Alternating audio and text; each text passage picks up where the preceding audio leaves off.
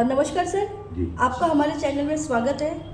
Sir Umreth मतदार संघ से आप विधानसभा निवडणूक 2024 आप लड़ने जा रहे हो। जी। किन मुद्दों को लेकर आप आगे आए हो मैदान में? देखिए, इस विधानसभा क्षेत्र में मैं पिछले 15 सालों से काम कर रहा हूँ। यहाँ की हर समस्या, हर प्रश्न की जानकारी मुझे है और वही नहीं, उनके दुख और उनकी जो शोकांतिका है इसके साथ में मैंने शेयर की है पिछले 15 सालों से। इसीलिए इस भाग के जो प्रमुख प्रश्न हैं वो अपने गांव के लेवल के अलग है, विभाग के अलग है और विधानसभा के अलग है। गांव लेवल पर किन किन गाँवों का संपर्क बरसात में टूट जाता है, वो कहीं जा नहीं सकते, मेडिकल हेल्प नहीं मिलती, इसकी जानकारी भी मुझे है।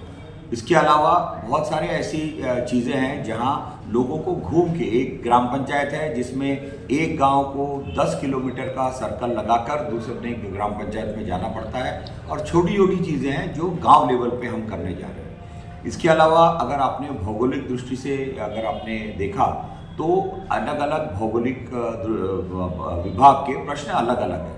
जैसे गोसी खुर्द प्रकल्प में लोगों की ज़मीनें गई, आज उनके पास रोजगार नहीं है। रोजगार तो छोड़िए, वहाँ पर जो 21 नागरिक सुविधाएं, नागरिकों को जो मिलने वाले अधिकार हैं जो हम लोग उनको प्रकल्पग्रस्तों को देते हैं, वो भी आज तक इम्प्लीमेंट नहीं हो सके और रोजगार उनके लिए एक बहुत बड़ी समस्या है, क्योंकि खेती जाने के बाद में वो आज मजदूर करके काम कर रहे हैं। ये भी एक बहुत बड़ी शोकांतिका है। दूसरे ओर हमारे पास एक दूसरा प्रकल्प है जिसको करांडा हम कहते हैं, जिसमें नेशनल फॉरेस्ट है और नेशनल हमारा पार्क है। वहाँ हमारे जो किसान हैं वो किसानों की खेती और जो खेती का उपज है उसको वन्य प्राणी इतनी ज़्यादा लेवल पर ख़राब करते हैं और उनके पास अपनी फसल बचाने के लिए कोई भी सुविधा नहीं। इसके अलावा कितने जो लोग हैं किसान, वो अपनी जान गंवा बैठे हैं इन प्राणियों के हल्ले में। इसी की वजह से वो भी एक बहुत बड़ा प्रश्न है। तीसरा हमारा प्रश्न भौगोलिक जो है वो है उमरेठ को लेकर। उमरेठ में WCL यहाँ पर खदान है। WCL ने उन लोगों को नौकरी दी जिनकी ज़मीनें ली गई, बट जो लोग विस्थापित हुए हैं उनके लिए कोई भी ज़्यादा प्रावधान नहीं किया गया।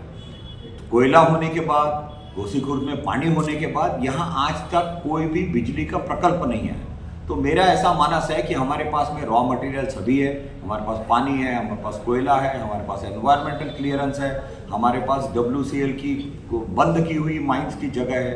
इन सब की वजह से हम यहाँ पर 660 के 2 यूनिट लगाने की हमारा मानस है, जिसकी वजह से 1320 किलो मेगावाट का यहाँ जनरेशन होगा और उसका जो फायदा है यहाँ के लोगों को होगा। क्योंकि जब आप प्लांट लगाते हैं तो प्लांट लगाते वक्त प्लांट में इन्वेस्टमेंट होता है। ये 1320 करोड़ का अगर आप 10 करोड़ रुपए पर मेगावाट करें तो 13,000 करोड़ का इन्वेस्टमेंट यहाँ आना है।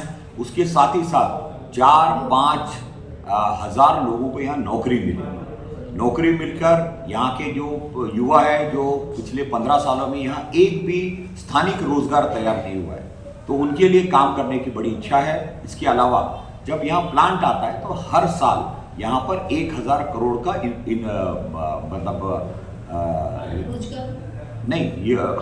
हर साल 1000 करोड़ का टर्नओवर उस प्लांट में होता है और उसका फायदा किसी न किसी तरीके से आखिरी आदमी तक पहुंचता है। आपने देखा होगा, मौदा एक छोटा सा गांव था, NTPC का प्रकल्प आने के बाद आज वहाँ की क्या पोजीशन है, वहाँ जो व्यापार बढ़ा है, वहाँ लोगों को रोजगार मिला है। उसी तरीके का प्लान हम यहाँ उमरेठ के लिए करते हैं। ये रहे भौगोलिक प्रश्न। बड़े हमारा एक जो और बहुत बड़ा और गहन प्रश्न जो आज है वो है यहाँ पर आने वाला कत्तल खाना, जिसको हम बुचर हाउस कहते हैं। ये बुचर हाउस कामठी में 13 सालों से पड़ा हुआ था। वहाँ के जो राजनीतिक हेवीवेट्स थे उन्होंने वो उठाकर हमारे विधानसभा में डालने की कोशिश की।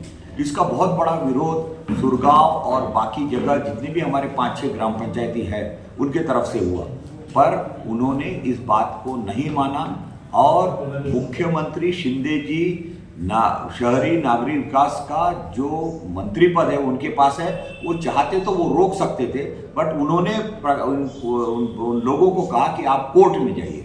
और कोर्ट से ये आदेश उन्होंने पास करवा लिया कि 2 हफ्ते के अंदर ये काम शुरू होना चाहिए। इसका हम पुरजोर विरोध करते हैं और किसी भी हालत में हम सत्ता में रहें सत्ता में नहीं रहे मगर ये कत्ल खाना हमारे विधानसभा में नहीं रहेगा, इसका आश्वासन। कल ही मेरी उनके साथ में मीटिंग हुई, वो पूरे 5 ग्राम पंचायत बहिष्कार करना चाहते थे। हमने उनको समझाया कि लोकतंत्र में आपकी ताकत आपका मत है, आपका वोट है, आप उस हिसाब से लड़िए। और कल उन्होंने हमारी अपील को सुनकर बहिष्कार पीछे लेने का निर्णय लिया है, जो बहुत ही स्वागतपूर्ण है। सर, अभी मतदान का समय आ गया है जी। उमरेड की जो जनता है उनका कितना प्रतिशत आपको मिलने वाला है? देखिए, मैं एक चीज़ आपको बताना चाह रहा हूँ। मैं कांग्रेस पक्ष का एकनिष्ठ कार्यकर्ता हूँ। मैं कभी दूसरे पक्ष के बारे में हमने कभी कुछ सुना ही नहीं। मुझे 2014 में टिकट मिली, मेरे अगेंस्ट में बंडखोरी हुई, रिबेलियन हुआ, बहुत सारे लोग दूसरी तरफ गए। हारने के बाद मैंने सबको अपने पास बुलाया, संगठन को मजबूत किया और 2019 में मुझे अपेक्षा थी कि मुझे टिकट मिले, मगर लोकसभा में केवल 1 सीट आने की वजह से हमारे समीकरण पूरे बदल गए और दूसरे आदमी को टिकट दी गई। मैंने उस आदमी के पीछे खड़े रहकर हम सब लोगों ने एक संग होकर उन्हें आमदार बनाया। 4 वर्षों में वो आमदार की छोड़कर चले गए।